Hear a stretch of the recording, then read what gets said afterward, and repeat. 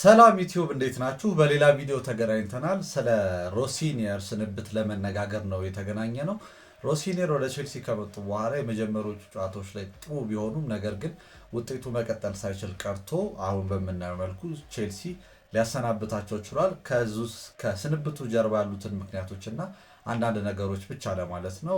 ቻናሉን የማታውቁት ሰዎች ሰብስክራይብ፣ ላይክ፣ ሼር በማድረግ ቤተሰብ እንሆን። ወደ ቪዲዮ እንሂድ። ቼልሲ ከማሬስካ ጋር ከተለያዩ በኋላ እንደ መፍትሄ ያቀረቡት አሰልጣኝ ወይም ደግሞ ቼልሲን ይዞ ይቀጥላል ተብሎ የታሰበው አሰልጣኝ ሮሲኒየር ነበረ። አጀማመሩ በጣም መልካም የሚባል ነበር። የተወሰኑ ጨዋታዎችን በተከታታይ ወደ ማሸነፍም ጥሩ የመነቃቃት ስሜት የፈጠረ ነበር። አሰልጣኞች ሲቀያየሩ የሚፈጠር ነገር ሊሆን ይችላል። ነገር ግን እዚህ አትሌቲክ የዘገበውን አንድ አርቲክል እየተመለከትኩኝ ለሮሲኒየር መባረር ዋነኛ የሚባሉ ምክንያቶች ማሬስካ ራሳቸውና ከማሬስካ በኋላ የነበረው የተጫዋቾች ሁነት ነው የሚል ነገር ነው ማስቀመጥ የቻለው። ምንድን ነው ማሬስካ የተባረሩበት መንገድ ለተጫዋቾቹ አሳማኝ አልነበረም። በተለይ እነዚህ ወሳኝ የሚባሉት የቡድኑ ጥሩ ተጫዋቾች ናቸው ወይ ለቡድኑ በጣም ጠቀሜታ አላቸው ብለን የምናስባቸው ተጫዋቾች ከማሬስካ ጎን የመሆን ነገር፣ በተለይ ኤንዞ ፈርናንዴዝ፣ ኩኩሬያ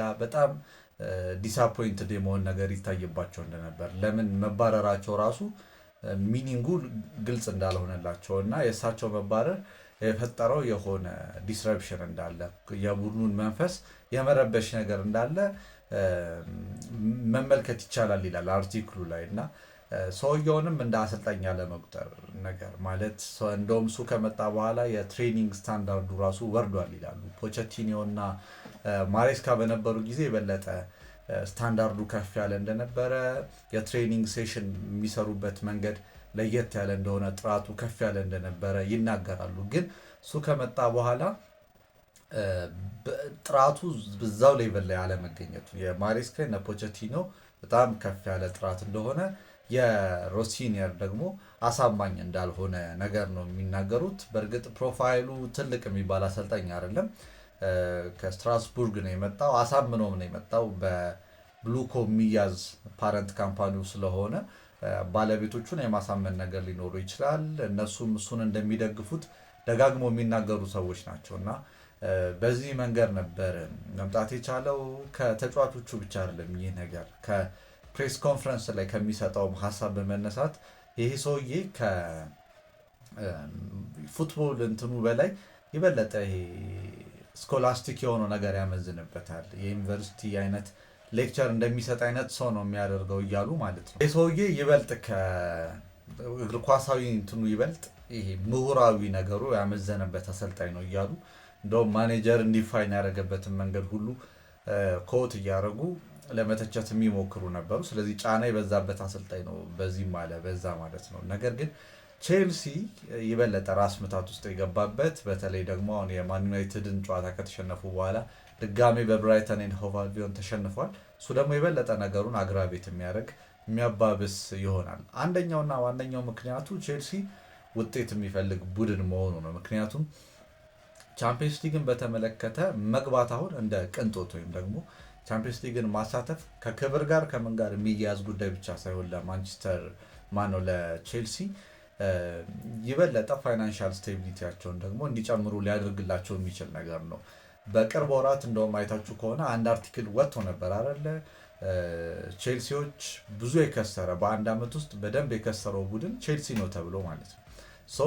ቼልሲ እንደዚህ እየከሰረ ከሆነ ብዙ ሎስ ካለበት ይህንን ፋይናንሻል ችግር ሊያጣጣበት ወይም ደግሞ እንዲያበቃ የሚያደርጉበት መንገድ ምንድን ነው? የቻምፒየንስ ሊግ መሳተፍ አንደኛው መንገድ ይሆናል። ምክንያቱም ተጫዋች መቀነስ፣ ደሞዝ መቀነስ ምናምን ሌሎች ሚንሶች ሊኖሩ ይችላሉ። ግን ቻምፒየንስ ሊግ ሴኪር ማድረግ ደግሞ የሚመጣውን ብር ይበለጠ ነገሩን ለማለሳለስ እንዲመች ሊያደርግ ይችላል። ከዩኤፋ ጋር የሆነ ሬጉሌሽን አላቸው ቼልሲዎች እንዲሁም ከ2000 እስከ 28-29 ድረስ የሚቆይ ነው።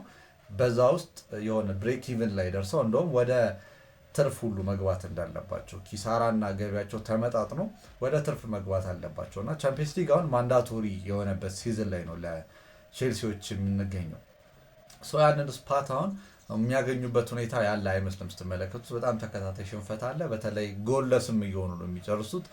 በሮሲኒየር በቅርብ ጊዜ ፎርም ላይ የነበሩት እንደነ ጆ ፔድሮ አይነት ተጫዋቾችም ጉዳትም ነበረ። በእርግጥ ግን ጎል አሁን መቆጠር ያቆመበት ተከታታይ ጨዋታዎች ብዙ እየሆኑ የመጡበት ሆነና የበለጠ ሮሲኒየርን ጥያቄ ውስጥ የሚከት መጀመሪያ የነበረውን ቫይብ ገደል የሚከት ነበርና የቲሙ ዩኒቲ ከፖስት ማሬስካ በኋላ ሁለት አይነት ነው የሚሉ አሉ። በተለይ ስፓኒሽ ተናጋሪዎች የሆኑት በተለይ ከማሬስካ ጋር ቅርበት ያላቸው በሱ መውጣት በጣም የተበሳጩ የተናደዱ ናቸው። ምክንያቱም እሱ እንዲቀጥል የሚፈልጉ መውጣቱ እንደውም ቲሙን ስትራክቸር እንዲያጣ ያደረገ አይደንቲቲ ሰጥቶት ነበር ማሬስካ። ነገር ግን እሱ ከወጣ በኋላ የአይደንቲቲ ራሱ ጠፋ ብለው የሚያስቡ ናቸው። ሰው ቲሙ በእንደዚህ አይነት ተጫዋቾች የመጀመሪያው ግሩፕ የተሞላ ነው። ሁለተኛው ደግሞ እሱ ከሄደ በኋላ በቃ ቼልሲ ነው፣ ስለዚህ ቼልሲ መቀጠል አለበት we have to move on ብለው ደግሞ የሚያስቡ አሉ።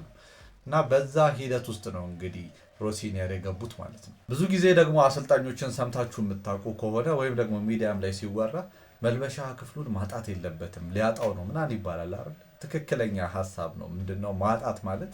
ተጫዋቾቹን ማታሳምናቸው ከሆነ ለአንተ ዓላማ እንዲዋደቁልን እንዲጫወቱ ማድረግ ማትችል ከሆነ ምንም ያክል የታክቲካል ብሪሊያንስ ወይም ደግሞ ኢንተለጀንስ ቢኖር ያንን ነገር መሻገር አትችልም ነው። እና እንደውም ዲኒዝ የሚባሉት አሰልጣኝ የምታውቋቸው ከሆነ ምንም መፍትሄ የሌለው ነገር ለታክቲካል መፍትሄ የሌለው ነገር አንዊሊንግነስ ነው፣ ለመጮት አለመፈለግን የመሰለ ለአሰልጣኞች ከባድ ችግር የሚፈጠር ነገር የለም። እና በዛ መልኩ ውስጥ ነበር እየሄደ የነበረው። አንዳንዶቹ መንቀሳቀስ ማሸነፍ የሚፈልጉ ነበሩ። ግን እንደነ ኤንዞ ፈርናንዴስ ኩኩሪያ አይነት ተጫዋቾች እንደዚህ አይነት ሪሰንትመንት ወይም ቅሬታ ካላቸው ነገሩ እንዴት ከባድ ሊሆን እንደሚችል ትመለከታላችሁ። እና ለየትኛው ማኔጀር ነው በነገራችን ላይ ኳስ ለሚጫወት ቡድን ወይም ደግሞ እዛ ኳስ ጋር የሚቀር ብቻ ነገር አይደለም። ማኔጅመንትም እንደዚሁ ነው።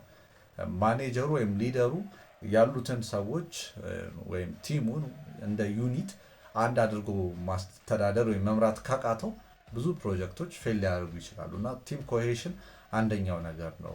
ፎርም ማድረግ አለብህ፣ እንዲቀናጁ ማድረግ ማስቻል መቀጠል መቻል አለብህ። እንደዛ ካላደረግ ሰክሰስ በፍጹም የማይታሰብ ነገር ነው። እና እነዚህ አግራቬቲንግ የሆኑ ነገሩን በደንብ ያባባሱ ሁኔታዎች ሆኑበት። ከዛ በኋላ ቴንሽኑም ፕሬሸሩም ደግሞ እየጨመረ በሄደ ቁጥር የበለጠ ነገሮች እየተባባሱ ሁኔታዎች እየተቀየሩ ሄደው እንዲወጣ ሆኑ ማለት ነው።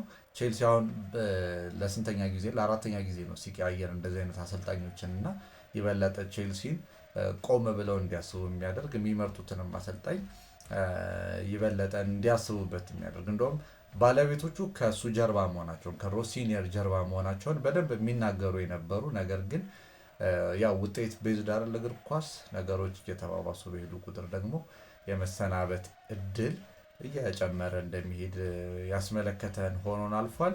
እናንተ የሚሰማችሁን እስቲ ኮሜንት ላይ አስቀምጡልኝ። ፎሎ፣ ላይክ፣ ሼር ማድረጋችሁንም አትርሱ። ሰብስክራይብ አድርጉ። ቴንኪው